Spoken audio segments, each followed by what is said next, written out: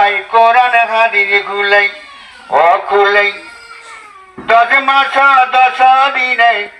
কত ব্যথা দিছি মা তোমার পেটে ওই মাকে দুঃখ দিও না জগতে